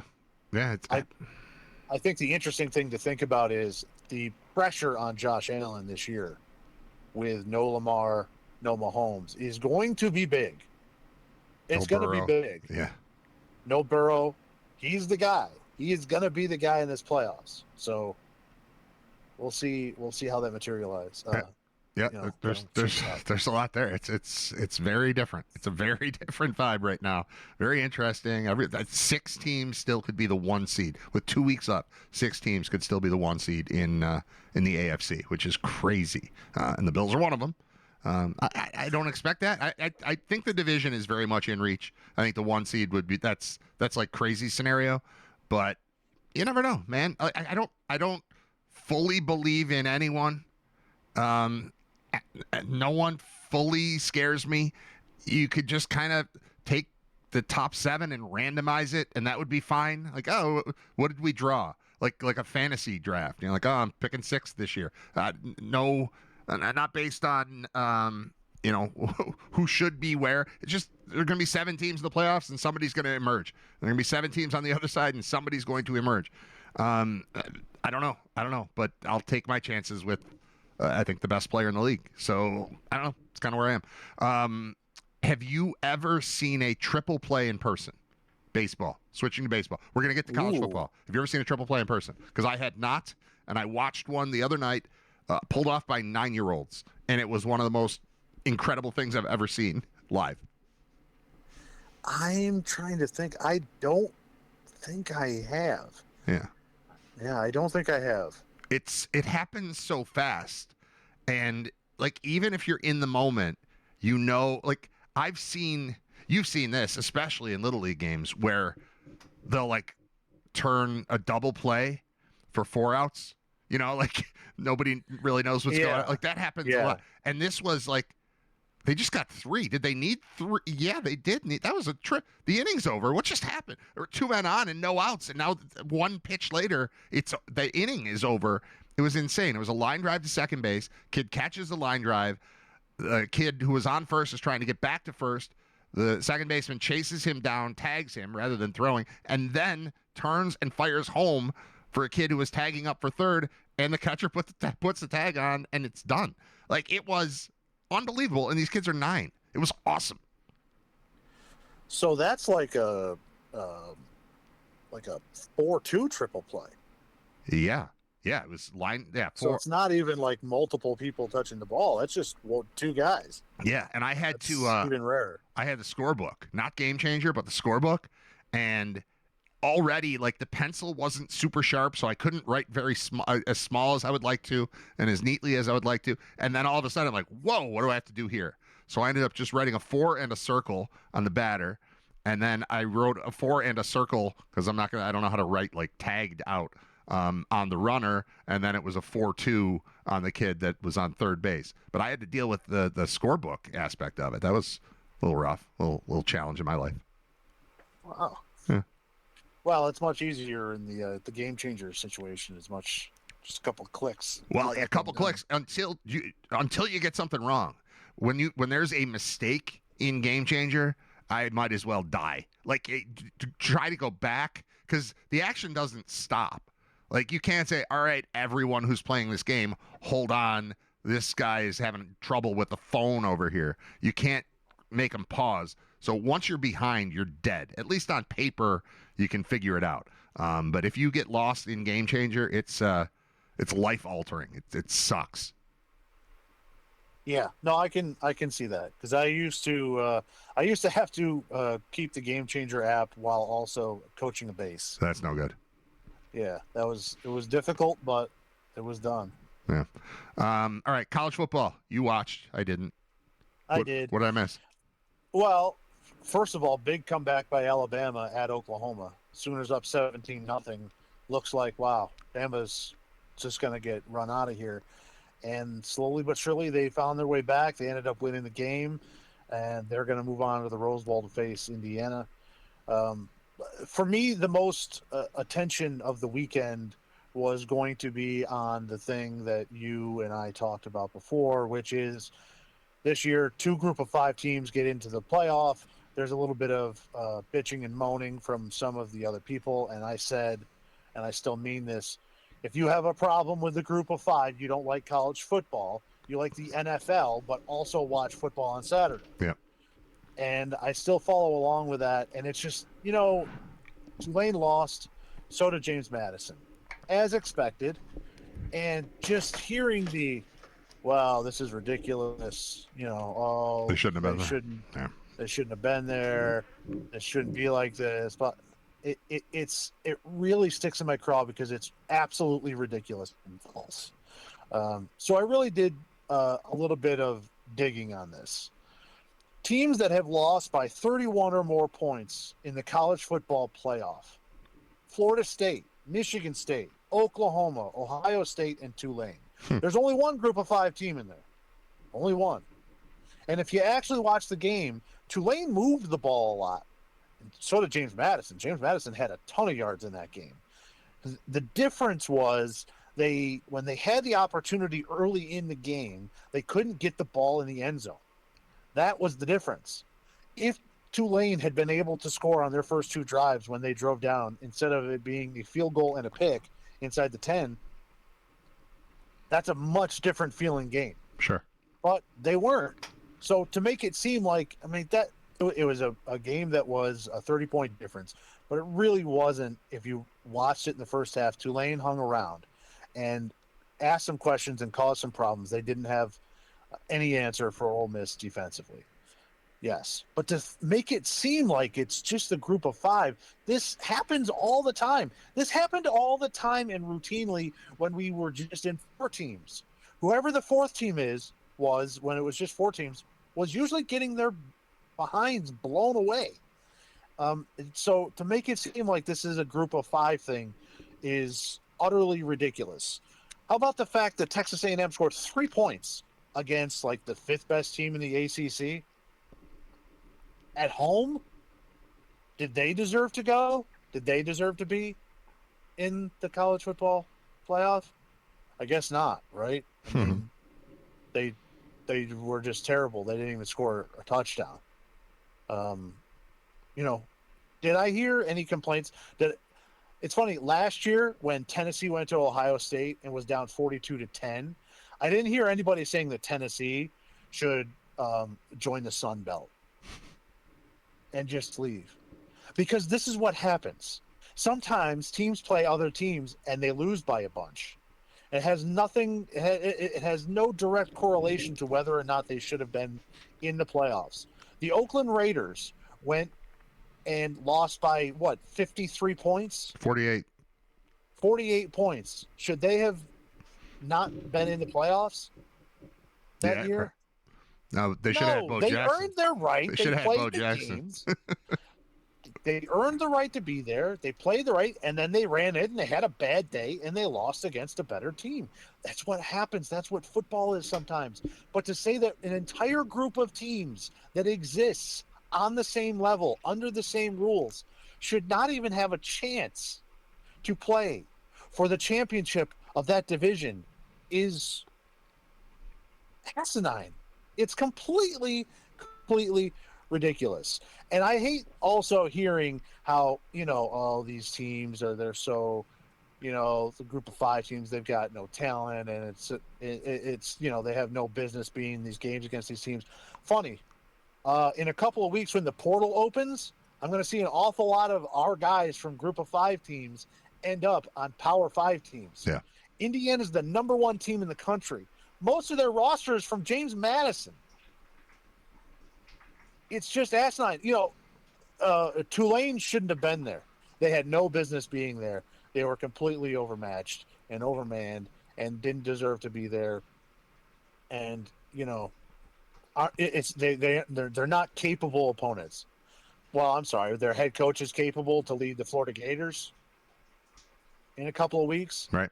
The Group of 5 sucks. 8 players but all from that I team. see is all of their coaches getting hired and promoted to all the big places, all the assistants getting hired and promoted, and all the players getting paid an obscene amount of money to go make all these bigger programs that are supposedly already great better. So there is no argument for the Group of 5 to not be included in the playoff. It's ridiculous. It's mind-numbingly dumb. For me, I think the easiest way to take all of this off the table, and I was a big advocate for keeping the playoff at 4. I liked the way it was at 4. It made, last year, Ohio State should not have won the national championship because they wouldn't have made the final 4 teams in the old college football playoff because they lost to Michigan. Yep. Because they lost their chance at a title because of the rivalry game the day after or 2 days after Thanksgiving, just like it always is. So I was a big proponent of that. But now that that's out the window, so I think that you have to go to the FCS model and wipe all this clear and go to 24 teams, every conference that's in the major conference, the top FBS football, gets their champion in. And just like in the FCS, yes, some of those teams are going to get blown out in the first week, but and they play every week and they play on campuses, and it's easy. It's an easy situation. It's an easy fix. And I like the fact that if you were to expand to that, 10 conference champions and the rest are at-large teams, you remove any type of conversation that there would ever be somebody that would be capable of winning the championship that did not have the chance to win the championship. And look at the FCS this year. Illinois State did not receive one of the top 8 seeds in the FCS tournament. They are playing for a national championship against Montana State. So, put everybody in, enough with the nonsense, have some of the early round matchups, put more games on campuses, and end all of the nonsense as it is. You're not going to hear anybody complain that there's a 3 or 4 loss team not make the college football playoff. There will be no complaints from anybody. Is that too many people? Yes. But that's not, we're living in this world now. And they need to either make a decision. The group of 5 is either going to be a part of it, or they're going to kick them out and they're eventually going to play for their own championship. But as long as they're in the same division, as long as they're in the FBS, they deserve a chance to play for the national championship. As it is, it's only one team. As it is, it's one. They're going to get one shot while everybody else gets the rest. And even that is too much for people. It's asinine. It's asinine. They don't like college football. They just like the NFL and want to watch it on Saturdays too. It's crazy. It's crazy. I was about to ask you what happened in the Montana State game, but as I was typing it in, you mentioned that Montana State will be playing for the FCS title. Did you watch that game? Because that looks pretty crazy. 21-point fourth quarter for State to pull away. Well, yeah, Montana State had a big start. Montana came back, clawed back, got a big interception in the second quarter, evened it up, and then took the lead in the third quarter. They were under control, and just an avalanche from Montana State. There was like an 80-yard play followed by turnover and a quick touchdown, and things kind of escalated quickly on the Grizzlies, and they couldn't get it back. But Montana State, great offensive team, and I like the Grizz, but Montana State earned it. That was a big fourth quarter from them. All right, is there anything else, or are we done? No, I got other stuff. All right, go ahead. You hit me. I've got other stuff. If you have time. I've got time. I don't have any questions for you. Okay. I have one question for you. Did you watch The Wire? Yes. Did you see that Ziggy Zapatka died? Oh, I did not see that. He was the kid in season 2. Yeah. When I think of The Wire, I remember watching it and thinking season 2 was the slowest, and it was a little more plotting than the others. But then when I think back to the show, season 2 is the one that I remember most fondly, and it was the Zapatkas. And he killed himself like 3 days ago. James Ransone is his name. But I think it's worth noting that while I think season 2 is probably the most maligned of the 5 seasons of The Wire, it's the one that I find the most memorable. Yeah, you're talking about the ship unions, the dock worker unions. Yes. I actually liked that season. I thought there was a lot of interesting characters in that one. And it is a lot less depressing than the school season. Well, yeah, or really any other season. Yeah, but so yeah, I think that's why I think that. Okay, That's all. That's the only thing I have left. So now it's time for you to just say your stuff. Well, I have another college football point to Okay. make here. I saw some, because of all the complaints about it and people fighting back online saying, like, what are you talking about? Why should they not get a chance to win the championship if they're good? A lot of people throwing ideas out there about the changing landscape of college football. And one thing that I saw that was interesting, and I'd like to get your reaction to, because I kind of like it, would be, a lot of the bowl games are kind of being thrown by the wayside because of the playoff. One way to save the bowl structure and to save the importance of those games would be that a bowl game doesn't end that season, to move the bowl games to week 0 of the next year and have teams play those games in the bowl games at the start of the next season. And I kind of like that because, one, it would give a lot of teams and a lot of places 6 or 7 months an opportunity to plan out a trip to take the family to go see the game in some of these places, instead of, 2 weeks, week and a half in some cases. Just coming from our own perspective, families have like a week and a half to 2 weeks max to plan to get to Boise. Forget Boise. To pay for it. Forget Boise. Bahamas. Watch it. If you had watched the movie I assigned you, there's a scene. So the destination wedding, we're back to Medea here, but the destination wedding is like, it all happens very fast, and they're announcing we're getting married in the Bahamas. You're all invited. It's in 2 weeks. And then there's a scene where they're all at the passport office. And I pictured myself at the passport office like, Jesus, I got to go to the Bahamas. I've never left. I've been here. I've been Canada. I've been Mexico. You can do those things.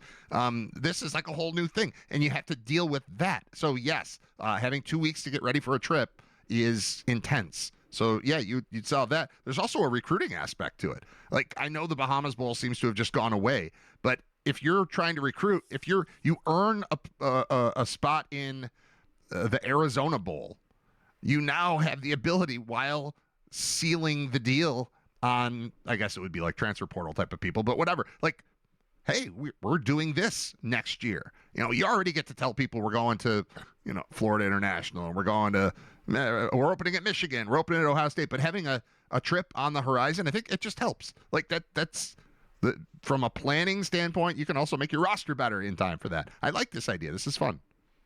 So, yeah, I mean, it was along the lines of, let's move the bowl games to the next season for week 0 and add more teams into the playoffs for this year.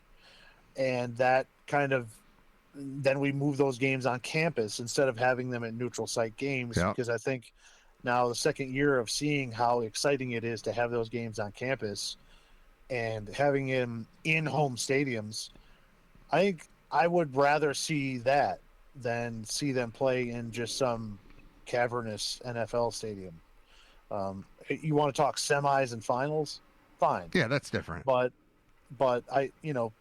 you're talking about now the number one team in the country.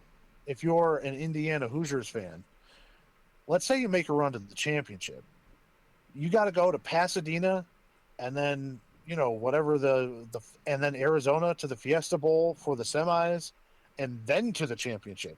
So you're talking about 3 bowl games now that you've got to plan out and pay for.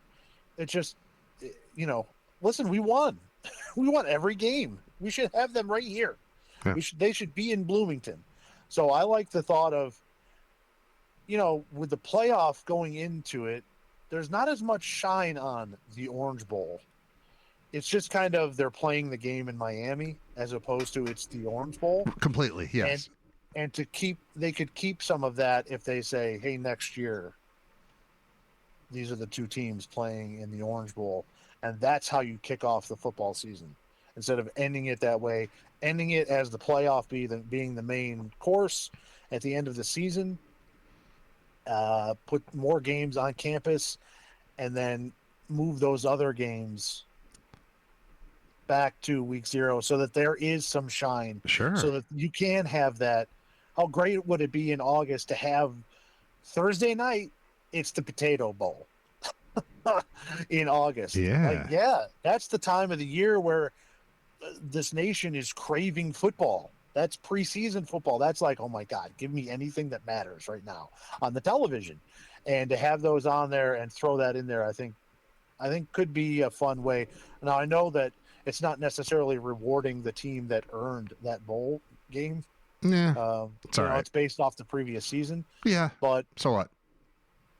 I don't have a problem with that. That's the only complaint there would be. Unique experience. Yeah. So is there any sort of movement pushing for this? It sounds like it's not your idea. It sounds like it came from somewhere else. But like, is there a chance that this is being considered by people that matter, or is it just something that we're talking about? Because it all sounds great to me, but now I want it to happen, and I don't know how we. I think it's something that we're just talking about right now, but I would have no problem bringing it up to people. I mean, next time you see Mark, okay, just drop in there and say, hey, can we move the bowl games to August instead, and we'll start the season with some of those matchups. And it basically becomes a way to routinely get 13 games in as well for the next season. So, and it separates the playoff. There's been it's a sloppy merge between the old school bowl system and the new school playoff system. The merge is not going as well as we'd like. So this is a way to kind of preserve both of those things. The playoff is a good idea, but the playoff mixed with the bowl thing, which is another good idea, isn't necessarily working. So that's all we're saying. We're saying we like the bowls and we like the playoff. You can't get rid of all of the bowls because those are TV programs. Right. We've talked about that a bunch. So you're not going to get rid of inventory for ESPN. They're not going to want that. So that's why I'm saying expanding the playoffs, moving all the bowls, so that they're still going to get all those games. They're going to get a bunch of those extra games because now you're going to put in 24 teams into the playoffs. They're still going to get that. Plus, they're going to get the games at the start of the next season and start a week earlier. So, it's just an interesting way. Let me ask you this. I saw this post as well, and I thought that this is a perfect question for you. Right now, there are 4 bowl games that exist right now that have the winning coaches get doused in their respective sauces, in their respective situations. Yeah, mayo. I'm guessing. I'd like to know which, maybe the order of yours from preferred to least preferred. Mayo sounds horrible, and I like mayonnaise. Mayo, Cheez-Its, French fries, and coffee. Is the coffee wet or dry? That I don't know. I think it's wet. Dry coffee sounds fine. That's just nice smelling powder. Mayo seems so gross to me, enough that like I don't want to see it happen. Cheez-Its are delicious and fun and dry. That's fine. What's my other option? But also hard with corners. They have corners. I feel like dumped on your face. I know. I feel like I could take that hit. If I'd want goggles, or just close my eyes. I just want a heads up. I don't want to be hit with surprise, 4 tons of Cheez-Its or whatever they end up using. What's my other choice? Coffee, mayo, Cheez-Its, and French fries. That seems easy. That's I think the easiest one to take. Now the coffee's, if it's dry coffee, coffee dry. It's wet coffee. Let's say it's wet, liquid coffee. Lukewarm coffee. Lukewarm coffee. I don't want that then. Boiling hot coffee. Scalding coffee. The stuff that earned a woman money when she spilled it in her lap at McDonald's. From McDonald's, yes. No, not that. So that's.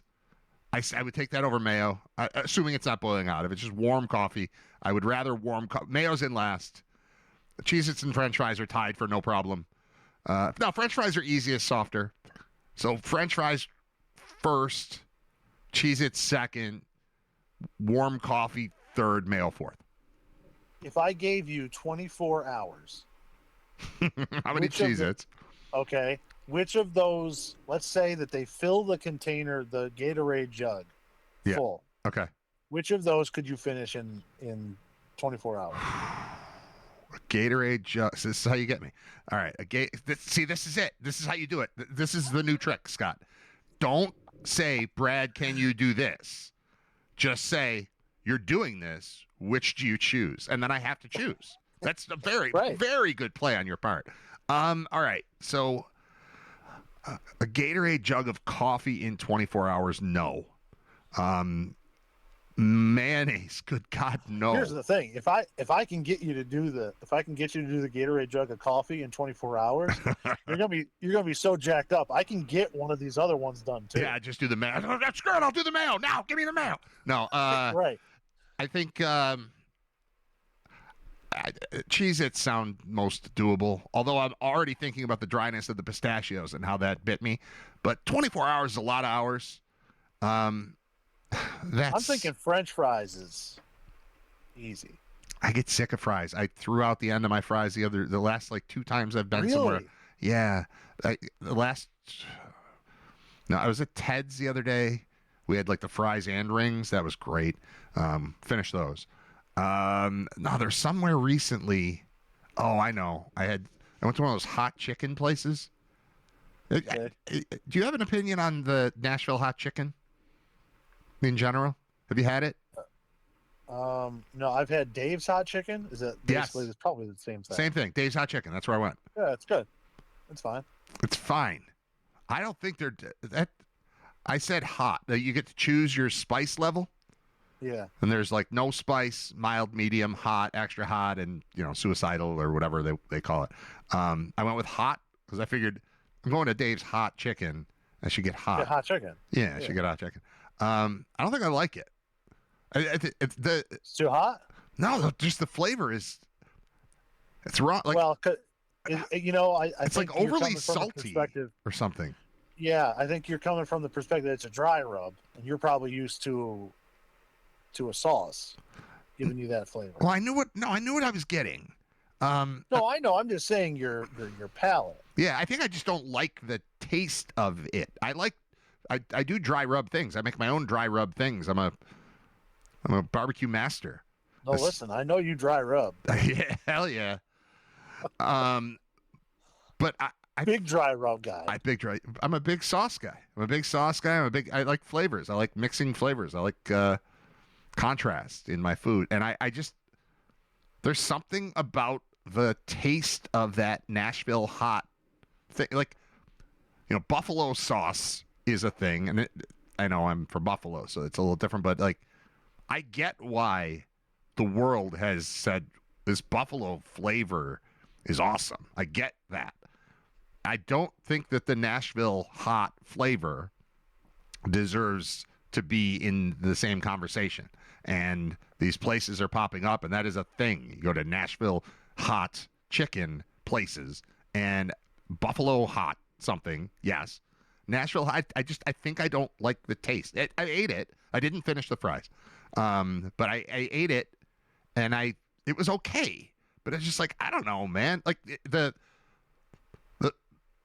I thought it was set up perfectly. I thought the toppings were right, and it involved pickles, and like they got it right. It's the rub itself. I think the flavor it's too salty, and it's just a weird version of hot. So I'm kind of thumbs down. They opened this Dave's Hot Chicken place, I don't know, a couple of years ago, and I keep driving by it, and I keep thinking I got to try it, and I finally did it, and I think I don't like it. That's all. That's a thumbs down. Yeah. It's also you have to factor in that you're coming off of 3 solid months where we're used to getting cold chicken sandwiches. Right. So it might have just been the fact that they were hot. No, that part was good. The temperature was warm. No, the temperature was great, and the rest of the toppings, like the roll was, all of it was good. They were doing something right. There was a side like dipping sauce thing that was good. It was the overt saltiness of the heat there's just something not right about it, and I guess what I'm saying is I don't think that it should be as successful as it is. I'm not just saying like I hate it. I don't like it. I don't get how, like, I was looking around at a fairly full restaurant of people who were all doing this to themselves. And I felt like we were hoodwinked or something. There's just something wrong with that flavor becoming a popular flavor to me. So you're saying you could do the mayo? No, I'm not. I didn't say that. You're going to do the mayo. I don't like where you're going with this. No, I would go Cheez-Its, then fries, then to consume. I would go Cheez-Its first, most likely to be consumable by me. I would feel terrible, but I could probably.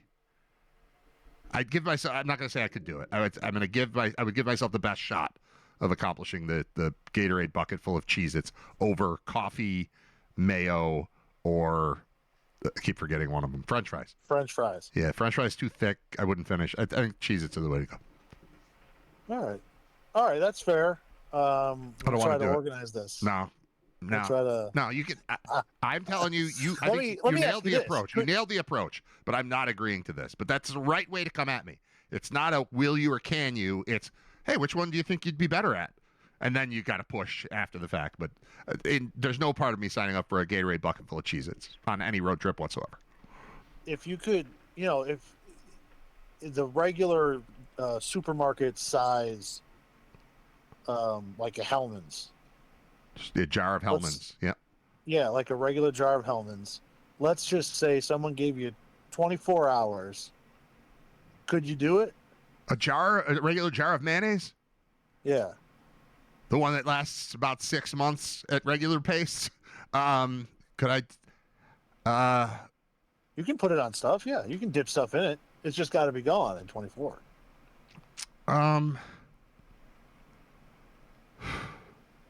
I don't want to, but but like, if I'm being held hostage, I've been captured by ISIS. For $500. No. If I've been captured by ISIS. For $525. All right. No, no. If I've been captured by a terrorist organization, and the only way for me to escape and get back to my regular life involves a jar of mayonnaise being consumed in 24 hours, I think I could accomplish it, but not by itself. Because I like mayonnaise. Like, I like the idea of a chicken sandwich, like a fried chicken patty, like mayonnaise, even like the Dave's thing. Like that. Yeah. I have recently, I don't know, in the last 5 years or so. Burgers. Yeah, burgers. Yeah, I like mayonnaise on things. Tuna. Mayonnaise in tuna. Yeah, but then I got to eat all the tuna too. Yeah, I think I could do that. But that's if I'm held hostage by a terrorist organization, and that's the only way for me to escape. I would do it. As far as like doing it for fun with you, I'm disgusted by the idea. Just like I'm disgusted by watching Duke's Mayo get dumped on a coach. I can't. No, I don't. No. The other day, I went way too heavy, so we had no idea for dinner the other day. This was last Wednesday. I had no idea what to do. My wife is working. I was going out. This is probably the same. Yeah, this is the same day that I ate the Nashville hot chicken or the Dave's hot chicken. It was on me to come up with a meal. I had no ideas. You get just sick of everything, like food-wise. We eat the same, like, 7 meals all the time, and they're just, I don't know, I wanted something different. I decided, I just went to Wegmans, like the prepared food area, and came across beer-battered fish. I was like, yeah, we're doing fish fry. I know it's a Wednesday, but we're doing, I say fish fry. It's beer-battered, but then you bake it in the oven. And I was like, all right, what goes with this? And I thought macaroni salad. I thought potato salad. And then, obviously, fish is tartar sauce. And I realized I made a meal that was almost entirely mayonnaise-based because the tartar sauce goes on the fish. The mac salad had mayo in it. I had coleslaw. I made coleslaw. Made my own coleslaw for the first time. That went all right. And even coleslaw that looks to be more of like a vinegar-based thing, you still use mayo for that. So we had 4 things on the plate. And then fries. I didn't use mayo on the fries, but all of them mayonnaise based. So I can get creative with mayonnaise. I like using it, but just the idea of a mass quantity of it disgusts me beyond belief, which is why it would require the terrorists, as previously discussed. Is that a fair enough answer? Terror organizations, take note. Yeah, that's how you're gonna. That's how I'm gonna free myself. Okay, I'll ask you again. Are we done, or do you still have more? Well, we're not. There's no Friday, right? No Friday show. No Friday show. Let me give you my pick. Unless we could still do the Christmas midnight masterpiece or midnight mass. Midnight mass. Whatever that is. I'm open to Midnight Mass of Humanity. Yeah, I'm open to that. I'm open to going live at midnight, Christmas Eve into Christmas, but no Friday. The Midnight Mayo Mass. I'm not doing mayo. There's no, unless mayo comes through with a sponsorship. It's right there. It's right there. It's all there for you. That'd be perfect. The Midnight Mayo Madness Mass. Midnight Mass mayo. I don't want to eat a jar of mayonnaise though. That's what I keep running into. Like, I'm willing to do a show. I'm willing to have fun. I'm willing to make a mockery of church. I'm in for all of that. It's the consumption of a jar of mayonnaise that is not. It doesn't tickle my fancy. We could set up right outside of like the archdiocese and do it. You have my attention. Live, midnight. You have my attention. Midnight. Just live from the basilica. Yeah. Live from the steps of the basilica. Brad eats mayo. Good diet, red and green. Midnight Mayo Madness. All right. Yeah, fine. For Jesus. All right, fine. No, I'm not doing that. Oh that my God! It does sound great. It's midnight Mayo Madness for the Messiah. If only it was on Monday.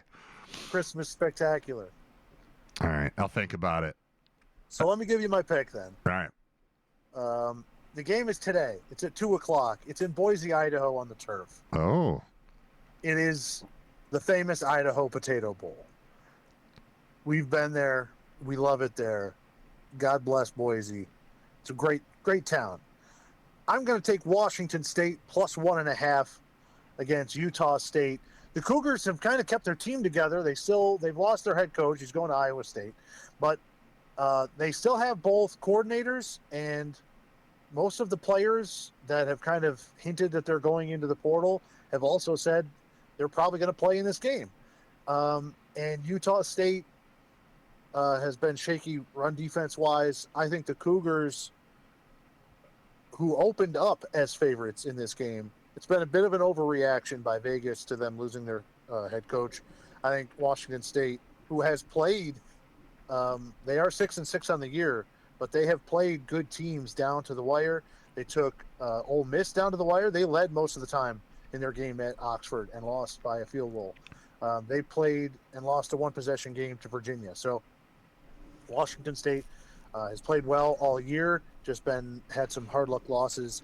I think they're going to be good enough today. Plus, I get points, so I like that. Out west in Boise, underrated stadium for the view. You get the mountains in the background. That's a really cool stadium and place to visit. And the blue turf looks awesome in person too.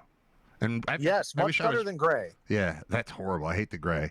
I don't hate the teal. I thought I would hate the teal. Teal was all right at Coastal, but the blue is cool. And honestly, like, I think my kids think I'm cooler because I've stood on that surface. You know, if I was better prepared, I've got pictures of us like down on that turf, in like winter coats, you lining up like you're running a route. Like, we have pictures from that place, and I don't know. That's one of the cool kind of football bucket list things that we've checked off by being a part of this UB football program and, you know, organization for as long as we have it. That's on my list of, you know, what's cool. You know how every now and then you turn on football and there's this weird blue turf. I've been on that turf, so I like watching those games. So I'm in for that.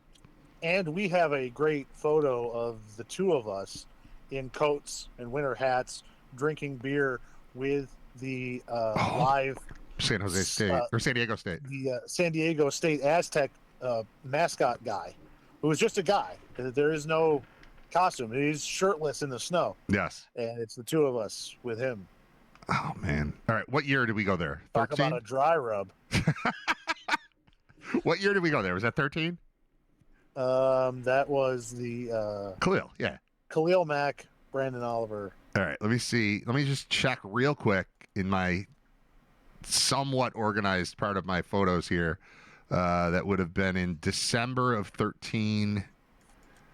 And while you're looking, I'll say Boise State reminded me of all the places we've been, reminded me the most of Buffalo. Well, it was snowing. That helped. Yes, but the people there were very friendly and very welcoming. The food was great.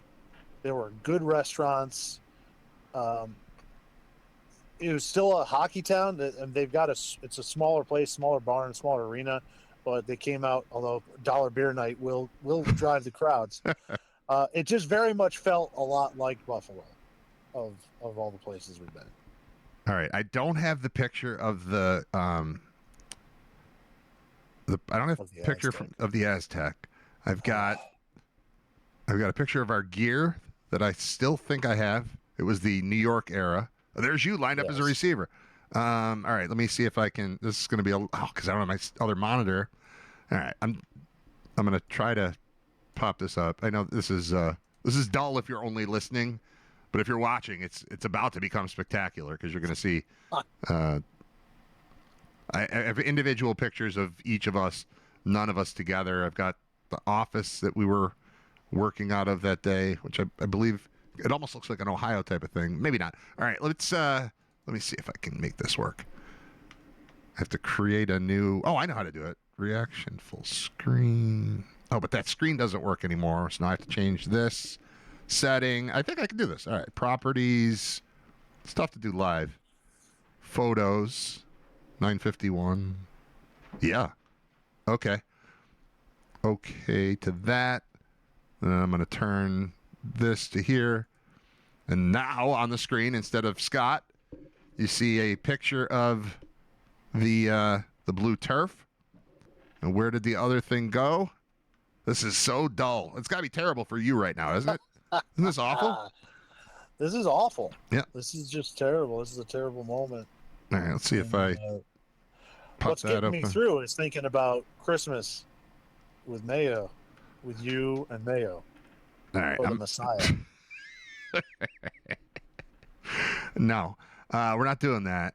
If I switch this again to this, we're at least going to get the picture of you on the screen. There it is. All right, there it is. It's not big enough, but it's a picture of you on the blue turf, lined up as a receiver at the 15-yard line. We got a little bit of a 3-game streak here going. So Washington State plus 1.5. All right, good job. Got a three wins in a row. Yeah. Cash and money. All right, we'll talk to you at midnight on Christmas. Okay, yeah, I'll bring the Mayo. Sounds good. Thanks, Scott. See ya. Bye. There's Scott Wilson. I'm Brad Riter. We're done with the show. There's Scott on the turf. If I was more prepared, we'd be in good shape here. Well, let's see if I switch. Oh, here we go. There's me on the turf. There's me again on the turf. That's the jacket I'm looking for. Where is that thing? I know I still own that jacket, and lately I've been trying to. It's a good jacket. It's kind of that soft shell thing, but it's big enough, long enough. It's got a hood, and I don't know where it is. I've been without, and it's cold sometimes. There I am. That's me, 12 years ago. Next to me now. See how not gray my beard is? Pabst Blue Ribbon. There we go. Famous Idaho Potato Bowl. See, this happened. There's the view of the mountains. Stadium. The Idaho Potato Commission. Suite 615. All right, I'm closing this. We're ending the show. Thank you for listening. We'll be back tomorrow with episode 232 and then off for the rest of the week because it's holiday. It's Christmas time in Hollis, Queens. So we got to go. All right. Goodbye. Talk to you tomorrow at 10. What are you doing for lunch? I don't know. I have a turkey sandwich. We're gonna go around the corner. think you should come with us. This is a great place. Okay. We brought you a shirt. Will you get out of here? Will you get out of here? Will you? Now, will you go to lunch? Go to lunch. Will you go to lunch?